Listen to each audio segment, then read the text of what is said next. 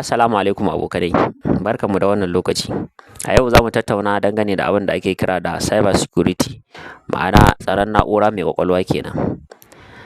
A yau rayuwarmu ta ta'allaka ne akan amfani da kayayyakin na'ura ko kayayyakin sadarwa waɗanda ake kira da digital a turance, kama daga kan wayar hannu, kwamfutoci, haka za bankuna, makarantu da guraren kasuwanci su ma sun rungumi wannan kimiyya domin sauƙaƙa ayyuka. Duk suna amfani da yanar gizo. Hakan ya sa duniya ta samu sauƙin gudanuwa zuwa mataki mai zurfi a kimiyya.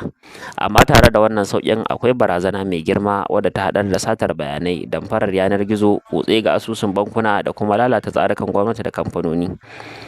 Tsaron na'ura mai ƙwaƙwalwa wato cyber security shine kariyar bayanai, na'urori da tsarin sadarwa daga hare-haren masu kutse waɗanda muka fi sani da hackers a turance. Ba wai ga manyan kamfanoni kaɗai ba, har ma ga ɗaiɗaikun mutane, wayoyinku, na'urorinku da kuma sauran kayayyakin da muke amfani da su na digital. Misali, dole ne mu kiyaye a gurin dukkanin inda aka ce mu sanya makulli ga wata na'ura ko kuma wata manhaja mu saka lambobi ko kuma kalmomi masu tsauri waɗanda za su zama masu wahalar warwarewa.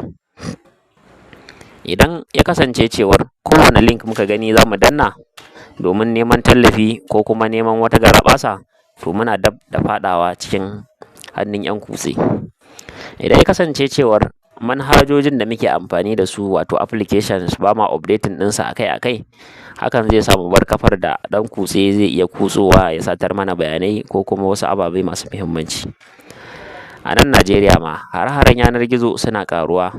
Hakan yana shafar ɗalibai, 'yan kasuwa, ma'aikata har ma da cibiyoyin gwamnati. Don haka wayar da kai ga jama'a dangane da illar wannan kutse ko illar rashin wannan ilimi yake da matuƙar muhimmanci. Abubuwan da za mu lura da su a wannan lokaci shine, ya zama wajibi mu dinga amfani da kalmomin sirri ko kalmomin tsaro masu ƙarfi waɗanda za su zama masu wahalar warwarewa ga ɗan kutse. Sa'annan amfani da bango biyu na tsaro wato two factor authentication. Sa'annan kuma mu riƙa sabunta manhajojinmu ko kuma application update kamar yadda aka saba. Tsaro ba fasaha bane kaɗai, halayya ce, shawara ce kuma aiki da hankali ne. Tambayar ita ce, shin kana amfani da